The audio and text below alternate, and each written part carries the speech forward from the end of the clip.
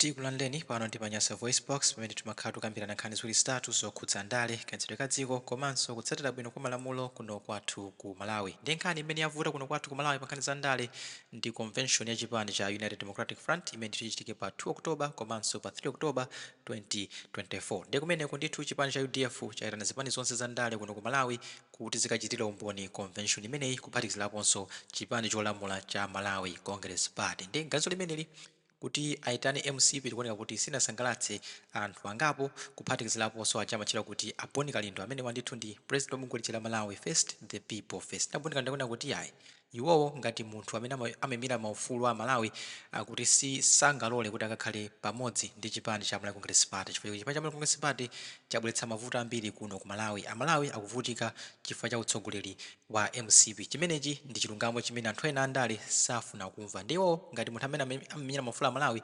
sangakapezeke nawo pa malo amodzi ndi chipani cha MCP. Ndipo munthu wina aliyense wa nzeru zake amene amaganizira zabwino kwa Malawi sangamakakhale tebulo imodzi ndi kumadyera limodzi ndi chipani cha MCP. Ndi akunenetsa kuti ayi kumeneko ngati UDF iitane chipani cha MCP ku convention iko Boni Kalindo sapita. Koma ngati kumeneko MCP sipita ndi kuti Boni Kalindo ngati munthu oyimirira Malawi ovutika akapezeka nawo pamwambo umenewo wa chipani cha UDF. Ndi kalimodzi kuti pano Panyasa Voice Positive kuti Boni Kalindo akuti bwanji pa nkhani yonseyi yakuitana kwa MCP ku convention ya chipani cha UDF pano Panyasa Voice Box.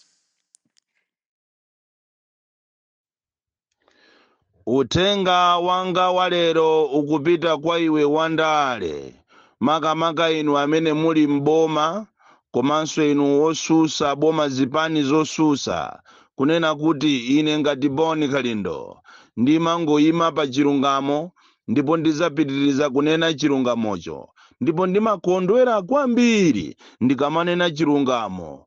Kuli bwino munthu kuphedwa ukunena chilungamo kusiyana ndi kuti uzisekereredwa ndi anthu ndikumapasidwa mphaso zosiyana-siyana koma uli chisiru chonama. So ine ndimakondwera kwambiri ndikamanena chilungamo kusiyana ndi anthu ena amene amabwera mu zina la uactivism koma ali makapeeni ali manjanjawidi ali asizinantole amene amafuna azinama ngati ndi anthu eni koma ali anthu onama. Ziko lino ndi la democracy. Democracy is the government of the people, by the people, for the people. Chimodzimodzinso zipani ndi za democracy. Kusonyeza kuti zipanizo ndi za anthu. Zipani si za anthu andale, si atsogoleri. Choncho chipani cha nzeru kapena boma la nzeru limayenera kuti lizimva zimene anthu ake akunena. Ndakhala ndikunena nkhani yokhuzana ndi chipani cha UDF chimene chikupita ku convention ndipo ma message amene ndinalankhula kamene ndikulankhula akuchoka kwa ma supporters a UDF amene ali ainyake ya chipani. Ine sindingakhale pamodzi ndi a MCP ndipo lo zitavuta zitatani ine ndi mmene Amalawi alili m'Malawi munomo mmene Amalawi akunenera za nkhanza za MCP, nkhanza zimene akukumana nazo Amalawi siku ndi siku, mavuto amene Amalawi akukumana nawo. Munthu wanzeru sungapite kumakadya tebulo imodzi ndi a MCP. MCP ndi chipani choyipa kwambiri ndipo anthu ambiri sakuchifuna. Utu ndi umboni komanso chilungamo chenicheni zili ndiwe munthu utenge uthengawu kapena usautenge. Koma chilungamo chake nchonena kuti kupatula mbiri zimene akhala akupanga a MCP mbuyomu koma kuchokera mu Juni pa 10 Juni kuzafika lero MCP ndi chipani chodedwa kwambiri ndipo izi andale ndikuziwa kuti simungavomereze koma muzaziona kusogoloko. Ndipo amene mukupanga makani muzandikhulupirira ine popeza paja mmanditenga kuti ndine wamisala ndine wamadrama nzache wamanganya. Simmanena chipaja choncho ndikunena tu uyu mukumunena manganya uyu mukumamunena kuti akumayenda bawo akumangovina uja amene ujayo ndi nzanga waine. Koma ndafuna ndikuuze ndikunena kuti chilungamo ndi chabwino choncho ndizapitiriza kuyima pa chilungamo.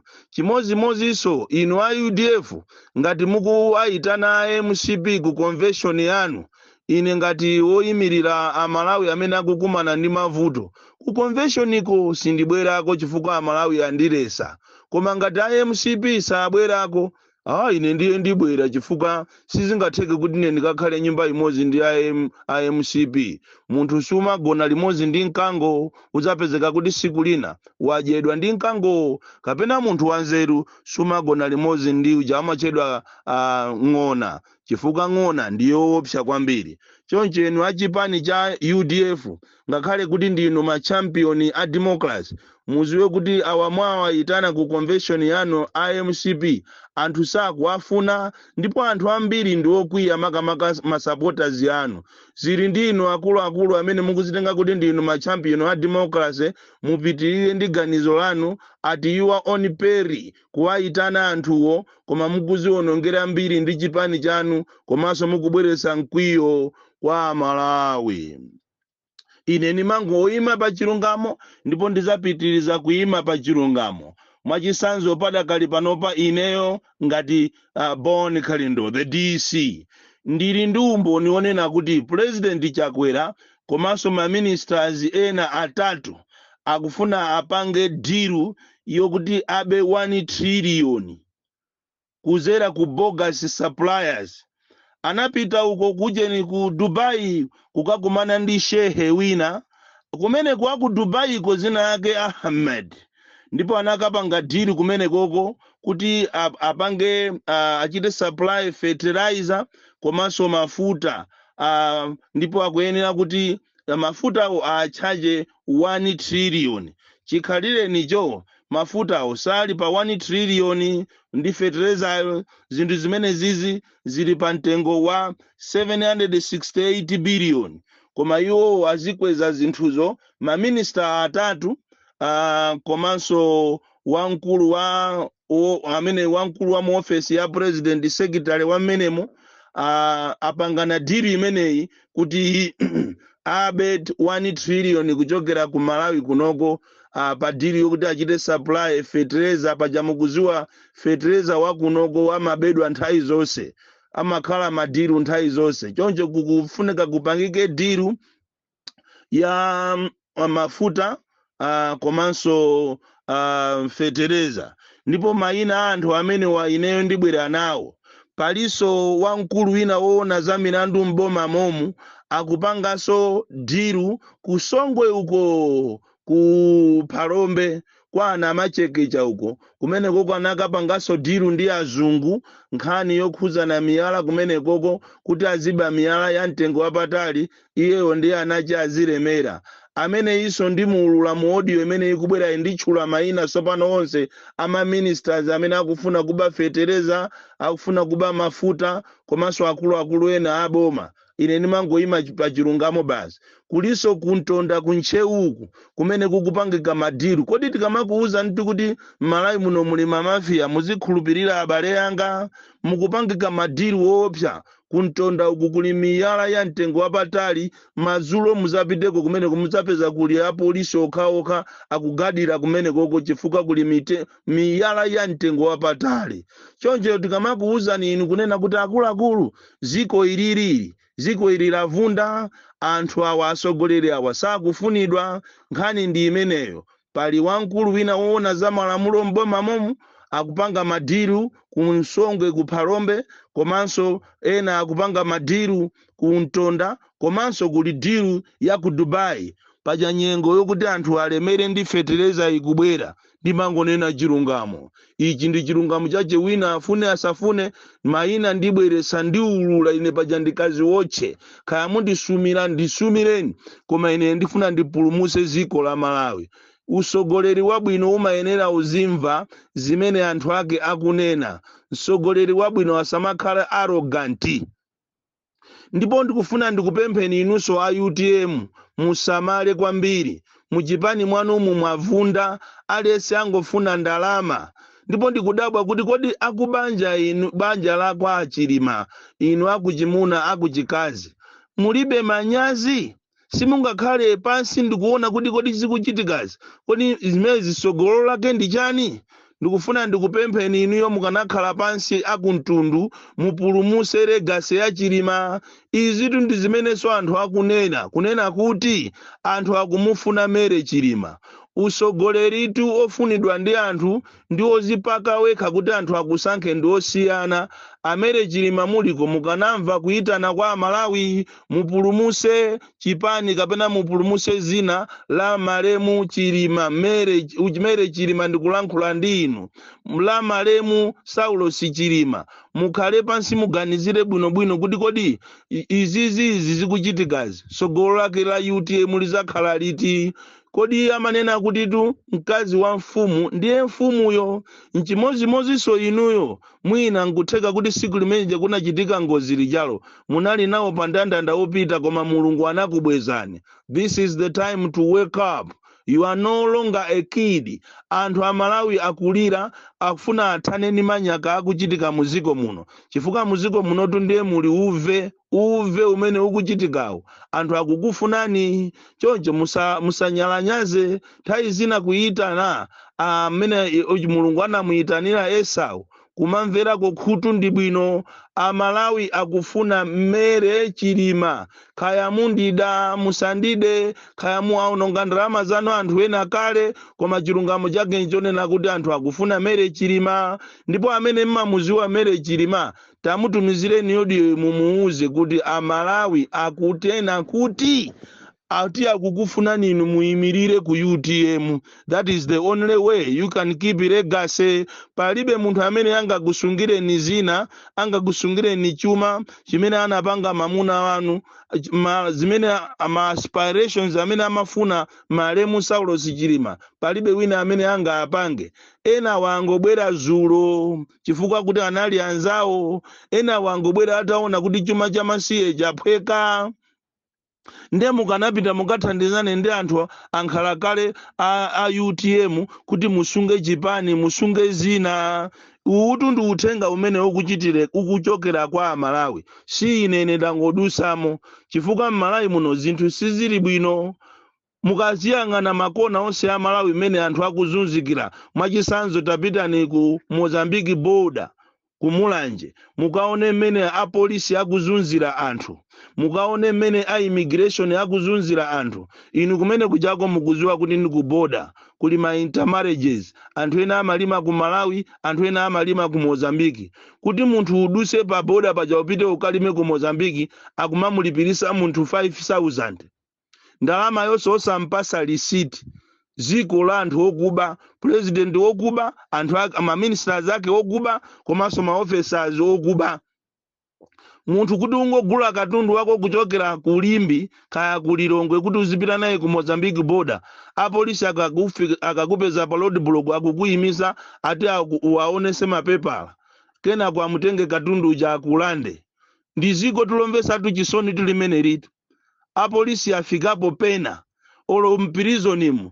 Ndamva chisoni kuti munthu wina wadwala anamuombera apolisi kulilongwe ndikupita naye ku Central Hospital ali pa bed pompo. Angobwera apolisi ndikumutenga munthu asanachire, achipatala akumpasa treatment asanachire ndikumutenga ndikumuthawisa.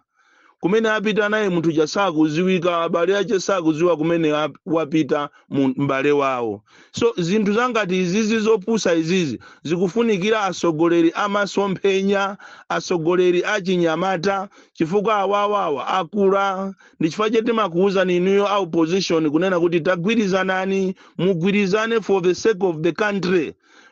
Ndale za lero si ndale za zana. Amalawi anatopa, sopano anatopa, achinyamata anatopa.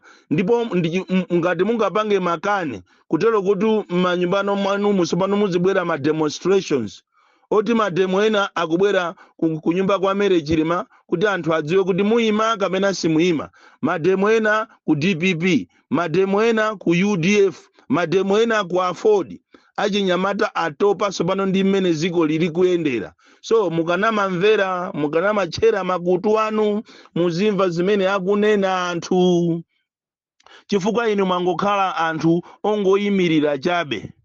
Mupite kuujeni kumangoche, munthu ina anamuphanzaje. Anthu popita ku polisi kukachita ripoti, akugwira anthu amene anthu ena ndi osalakwa malo moti akamugwire munthu wapha anzace uja akugwira anthu ena osalakwa. Tikunena pano anthu amene anapanga ma demonstrations kumangoja ali mundende, pomwe amene anapha munthuyo ali kunja, abale awo akuzunzika koopsa kumangochiko.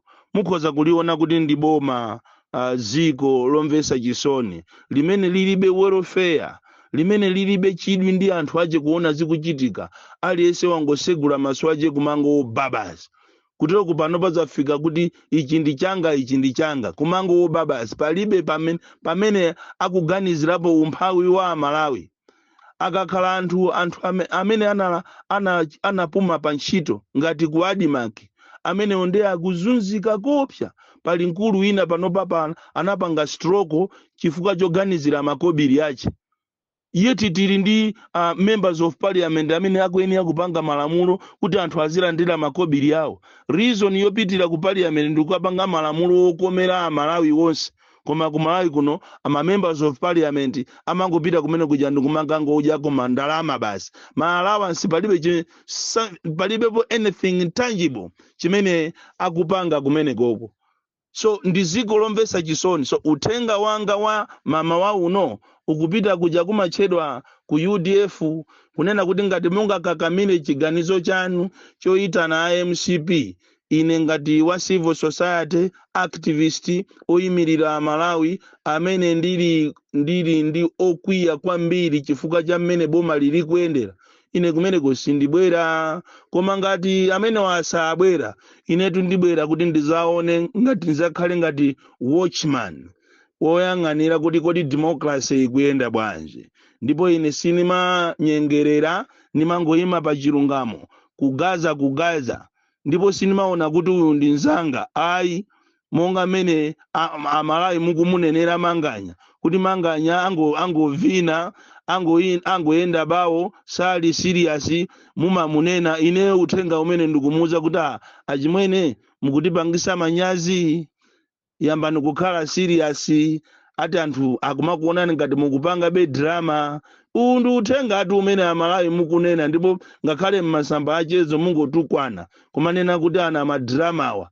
Choncho anthu ena mwina sanga kuuzeni, akhoza kumakuchemererani kuti koma ndiye abwana tu ndiye mwavina bwino. Koma ayi uthenga ndionena kuti zimene mukupanga zija anthu zikuanyasa. Ndikunena atu ndine wini konzanu zache wa Manganya, nanga sitonse ndife na madrama.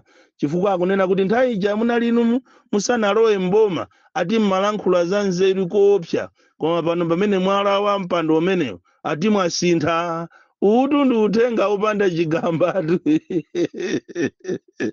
Bali Kalinda the DC mwana woopsa kwambiri.